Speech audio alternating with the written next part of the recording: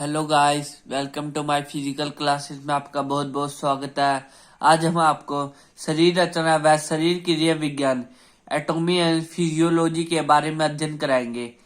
पहले, पाचन क्रिया का अर्थ।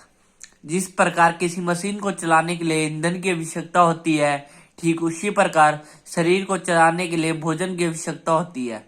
ठीक है, अब इसकी परिभाषा जानेंगे। पाचन क्रिया की परिभाषा मोर्चे के अनुसार रक्त को बनाने में पहली सीढ़ी को पाचन क्रिया कहते हैं। पाचन संस्थान के अंग। पाचन संस्थान के अंगों को निम्नलिखित भागों में बांटा जाता है। पहले इसको दो भागों में बांटा जाता है, एक पाचक नली और दूसरा सहायक अंग। पहले पाचक नली। यह एक लंबी नली है जो मुंह की गुहिका से शुरू होती है और बड़ी आंत के अंतिम छोर पर समाप्त होती है। इसकी लंबाई लगभग 6 मीटर होती है। पाचन नली में विभिन्न अंग शामिल होते हैं। पाचन नली जो है ना, उसमें बहुत सारे अंग शामिल है, जिसमें पहला पॉइंट है मुंह की गुहिका। मुंह की गुहिका दोनों गालों के बीच में स्थित होती है। इसी गुहिका में जीभ, दांत तथा लार की ग्रंथियां होती है। इनमें दांतों की सहायता से भोजन काटा जाता है तथा चबाया जाता है। जीभ और गाल इसी काम में विशेष सहायता करते हैं। लार स्टार्च को शर्करा में परिवर्तन करने का काम करती है। जो लार होती है ना, वो स्टार्च को शुगर में बदल देती है। फेरेक्स। यह शंकु के आकार का एक अंग होता है। इसके ऊपर का भाग चौड़ा होता था, नीचे की तरफ का भाग पतला होता है। पतला भाग आहार नली से जुड़ा होता है। थर्ड, आहार नली। यह मांसपेशिया नली होती है। इसकी लंबाई लगभग 23 सेंटीमीटर से 25 सेंटीमीटर तक होती है। इसका व्यास 25 mm से 33 mm तक होता है। इसका ऊपर वाला भाग ग्रसनी से जुड़ा होता है। इसके नीचे वाला भाग अमाशय से जुड़ा होता है। ग्रसनी से भोजन ग्रहण किया जाता है और अमाशय तक पहुंचता है। फोर्थ, अमाशय।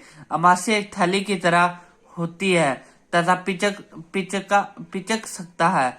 इसका वास्तविक आकार तथा आकृति एक जैसी नहीं हो रहती, अर्थात बदलती रहती है। यह कभी भी बिल्कुल खाली नहीं रहती। इनमें कुछ न कुछ गैस्ट्रिक जूस अवश्य रहता है। इसमें कई प्रकार के तरल भोजन मिलते हैं, जैसे गैस्ट्रिक जूस, HCl, पेप्सिन आदि। HCl भोजन को पचाने में सहायक है तथा रेनिन और पेप्सिन प्रोटीन पर अपनी क्रिया करते हैं। चर्बी को पचाने का काम भी अमाशय में शुरू हो जाता है। फिफ्थ, छोटी आंत। यह पक्वाशय से शुरू होती है। इसकी लंबाई 7 मीटर है। शुरू में इसका व्यास लगभग 2.8 सेंटीमीटर है, लेकिन धीरे धीरे कम होता जाता है। अंत में यह 2.5 सेंटीमीटर हो जाता है। छोटी आंत में सबसे अधिक पाचन का काम होता है। भोजन के शोषण का काम भी छोटी आंत में अधिक होता है। छोटी आंत में भी ग्रंथियां होती है जो रस को स्राव करती है। 6, बड़ी आंत। बड़ी आंत की लंबाई 1.5 मीटर है तथा यह शुरू से छोटी आंत की अपेक्षा अधिक चौड़ी होती है। यह आंत पाचन नली का अंतिम भाग होता है। यह अमाशय के दाएं ओर कुछ नीचे से शुरू होता है, जहां पर छोटी तथा बड़ी आंत आपस में मिलती है। दूसरा इसका पार्ट है सहायक अंग।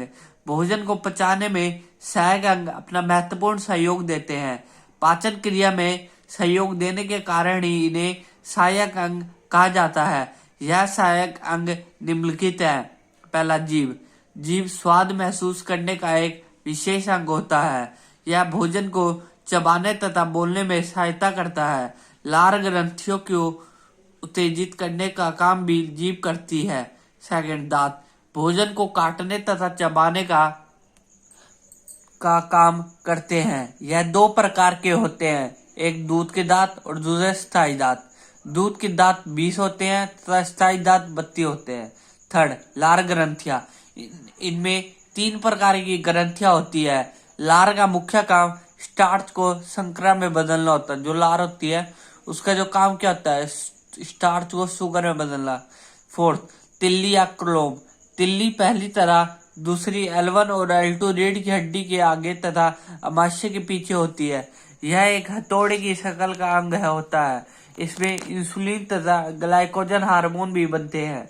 फिफ्थ, जिगर या यकृत, लीवर जिसे बोलते हैं, शरीर में सबसे बड़ी ग्रंथि होती है। इसके अनेक काम होते हैं। यह रक्त के आयतन को नियंत्रण करता है। यह पित्त का उत्पादन भी करता है। यह ग्लूकोज से ग्लाइकोजन भी बनाती है। यह लोहा, तांबा, विटामिन ए, डी, B12 का भंडारण भी करती है। मतलब जो इसमें क्या क्या लोहा, iron, vitamin A, vitamin D, vitamin B2 होता है। 6, पित्ताशय या गोल ब्लैडर, यह नाशपाती की शक्ल का एक थैलस सा होता है। इसमें पित्त का भंडारण भी होता है। बच्चों, जो आज हमने अध्ययन करा है उसको नोट कर लेना। Thank you for watching my video.